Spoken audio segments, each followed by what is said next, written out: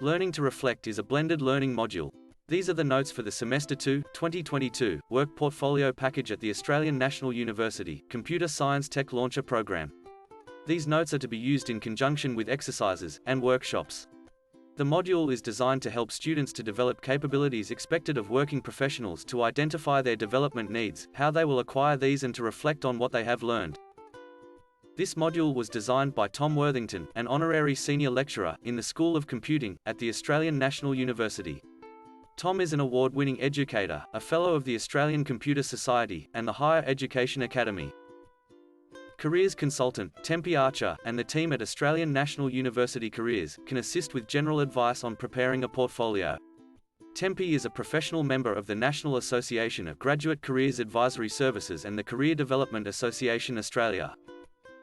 On the Wattle site you will find instructions for exercises and workshops. You don't have to read all of this now.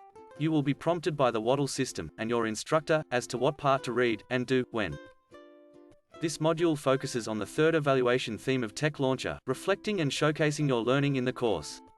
And the last two learning outcomes apply: communication, effective transmission of decisions and solutions using appropriate media to professional and lay audiences, and reflection, demonstrate and reflect on leadership and creativity as an individual and within a multidisciplinary team. The Work Portfolio Package (WPP) assignment makes up 14% of your final grade, and the first 3 workshop exercises contribute 2% each, making a total of 20% of your course grade. The Turnitin text matching tool can be used to help check the work submitted is original. Students can run their work through the Turnitin practice site, which provides more detail of the service. The course consists of 4 parts, 1 topic per part, with 1 workshop for each. There are assessed tasks after each of the first 3 workshops. The 4 topics cover what career you want, career prospects open to you, preparing a resume and cover letter, lastly answers selection criteria and provides supporting evidence. 4 workshops will be held to help you with the Work Portfolio Package assignment. Please note the workshops are not lectures, they are real-time for your active participation with other students. Read the notes and what is required for the assignment before attending. Bring along any questions, and work on the assignments. Be prepared to express your views of the quality of the work of your fellow students. There are no marks awarded for the workshops, but there is 2% for the exercise due after the first 3. If you do not attend the workshops, you may have difficulty with these assessment tasks. For Semester 2, 2022, the workshops will be delivered in hybrid mode, both in a classroom and online, using the Zoom video conference tool. This module is more than just doing assignments to pass a course.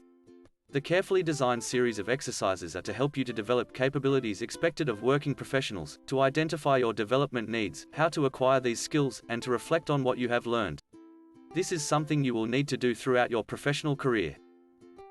A career is a path, but it only looks linear in retrospect, after the many choices the path could go have been chosen.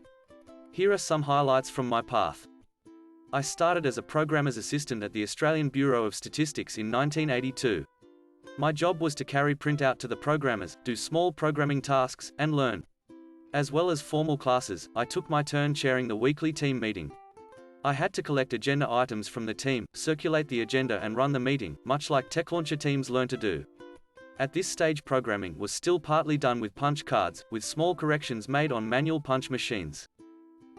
By 1997, I had moved up the ranks in computing in the Australian Public Service, and was writing policy for the Department of Defence. This included, on one occasion, putting on a uniform and taking a helicopter ride out to sea, to observe a joint exercise on the United States 7th Fleet flagship. At the same time as working as a computer professional in the Australian Public Service, I volunteered for committees and positions in the Australian Computer Society. By 1996 I had been elected president.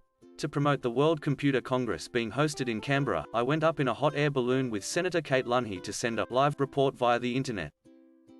Having left the public service to be a consultant and academic, I decided to study how to teach, particularly online, including in case of an emergency which kept students away from campus.